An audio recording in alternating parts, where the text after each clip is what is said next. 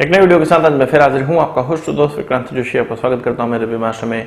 इसमें हम क्या वर्ल्ड अफेयर्स और डिफेंस के दुनिया की टॉप खबरें। तो चलिए जान लेते हैं। सबसे पहले हम लोग बात करेंगे डीआरडीओ की। डीआरडीओ की तरफ से एक नया प्रोजेक्ट लॉन्च किया गया है और इसके लिए टेंडर भी लॉन्च किया गया और ये बहुत विचित्र तरह का प्रोजेक्ट है, जिसको सुनकर आपको ये लगेगा कि इस प्रोजेक्ट से डीआरडीओ क्या करना चाह रहा है या ये फ्यूचरिस्टिक प्रोजेक्ट डीआरडीओ क्यों बनाना चाह रहा है।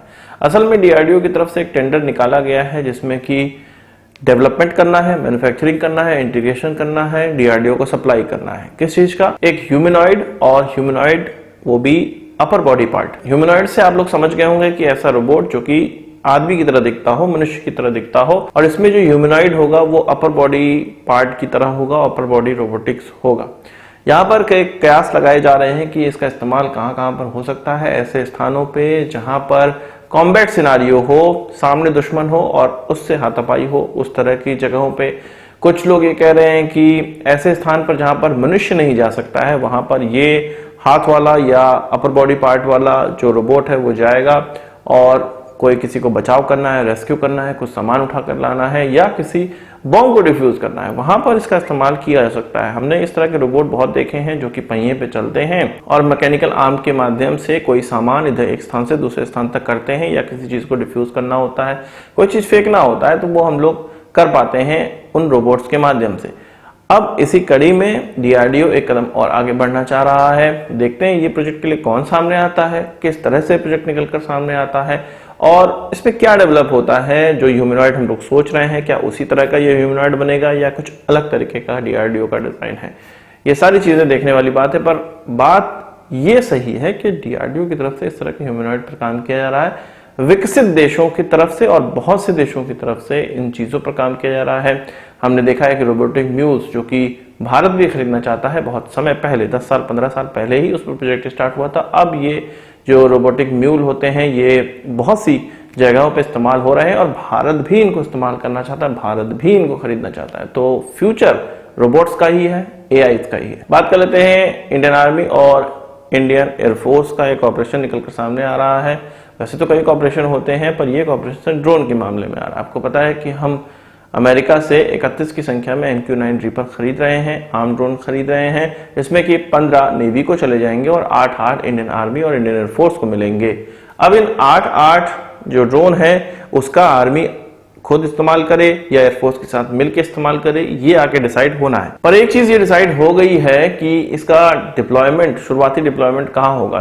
शुरुआती जो आर्मी की तरफ से डिप्लॉयमेंट किया जाएगा वो सरसावा और गोरखपुर में किया जाएगा, उत्तर प्रदेश में, जहां पर इंडियन एयरफोर्स के साथ कोलैबोरेट करके इंडियन आर्मी इसको डिप्लॉयमेंट करेगी।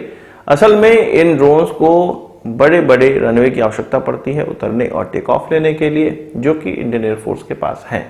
तो इसीलिए इंडियन एयरफोर्स के साथ कोऑपरेशन में इसको रखा जाएगा इंडियन आर्मी की तरफ से।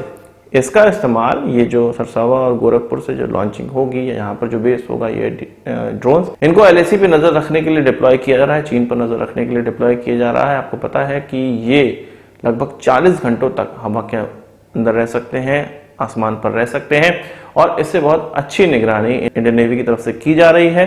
अब आर्मी और एयरफोर्स भी इससे निगरानी करके अपना जो टारगेट है जो चीन है उस पर नजर रखनी चालू करेंगे हम लोग। बात कर लेते हैं फारूक अब्दुल्ला की। फारूक अब्दुल्ला को कई बार राम भजन गाते हुए देखा जाता है, कई बार भारत की पैरवी करते हुए देखा जाता है, भारत की तारीफ करते हुए देखा जाता है और कभी कभी उनकी पाकिस्तान परस्ती भी निकलकर सामने आ जाती है और वो बाई चांस आ जाती है, क्योंकि उनका जो नेचुरल स्वभाव है वो कभी ना कभी तो सामने आना ही है।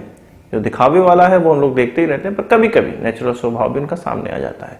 जब पत्रकारों ने उनसे 2 दिन पहले ये पूछा कि राजनाथ सिंह तो कह रहे हैं कि POK को वापस ले लेंगे, POK के लोग हमसे मिलना चाहते हैं, POK को हम मिला लेंगे, हमारा अभिन्न अंग है और हमेशा रहेगा, तो उनसे पूछा गया कि आपकी क्या किस पर प्रतिक्रिया है। तो उनका ये कहना था कि डिफेंस मिनिस्टर चाहते हैं POK को मिलाना तो मिला लो, पर उनका यह कहना था कि पाकिस्तान ने भी चूड़ियां नहीं पहन रखी हैं और पाकिस्तान भी एक एटमी देश है और वो आइटम बम गिराएगा तो हम ही पे गिराएगा, कश्मीर पे ही गिराएगा, हमारे सर पे गिराएगा। अभी उनके डरे हुए स्वर तो हो नहीं सकते हैं कि वो पाकिस्तान से डर गए और इस तरह की चीजें कह रहे हैं। ना ही वो प्रधानमंत्री है, ना ही कहीं के मुख्यमंत्री हैं।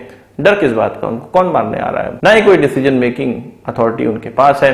तो ये डर नहीं है, ये पाकिस्तान परस्ती है, ये पाकिस्तान का डर दिखाने की बात है मीडिया में पाकिस्तान का डर दिखाने की बात है कि पाकिस्तान को हल्के मत लो, पाकिस्तान बहुत बड़ा देश है, उसके पास एटमी हथियार है और भारत पर वो एटमी हथियार गिरा सकता है। पहले तो पाकिस्तान का जो एटमी ब्लफ है वो हमें बहुत पहले ही देखने को मिल गया है कि वो ब्लफ मारता है। दूसरी बात, अगर उनके पास एटमी हथियार है तो वो भारत पे मार नहीं सकते। अगर मारेंगे, वो एक मारेंगे, 10 में पाकिस्तान गायब हो जाएगा। यहाँ जो रशिया यूक्रेन से इतना भारी देश है, इतना बड़ा देश है और रशिया को कोई उखाड़ नहीं सकता, वो भी यूक्रेन पे कोई न्यूक्लियर बम नहीं मार रहा है, तो पाकिस्तान की क्या औकात कि वो भारत पे न्यूक्लियर बम मार सके। तो ये सब छोटी मोटी बातें हैं, जिस दिन हमें मौका मिलेगा पीओके हम ले लेंगे।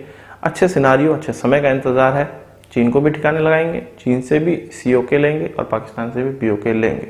और ये मैं आपको बता रहा हूँ, अगर मेरी नेचुरल लाइफ रही तो हम अपनी लाइफ में देख के जाएंगे। रशिया यूक्रेन युद्ध की बात ही चली है तो एक चीज ब्रिटेन के फॉरेन सेक्रेटरी की तरफ से कहा गया, या आप कह सकते हैं कि उनके फॉरेन मिनिस्टर की तरफ से ये चीज कही गई, डेविड कैमरून की तरफ से कही गई। डेविड कैमरून 6 साल तक वहां के प्रधानमंत्री रहे हैं, यूके के प्रधानमंत्री रहे हैं। अब उनको एक तरह से फॉरेन मिनिस्टर बनाया गया है। वो यूक्रेन के पप्पू से जाकर मिले और वहां पर उन्होंने कह दिया ये जो यूके के हथियार हैं वो तो यूक्रेन के लिए हैं, यूक्रेन इस्तेमाल कर सकता है रशिया के अंदर।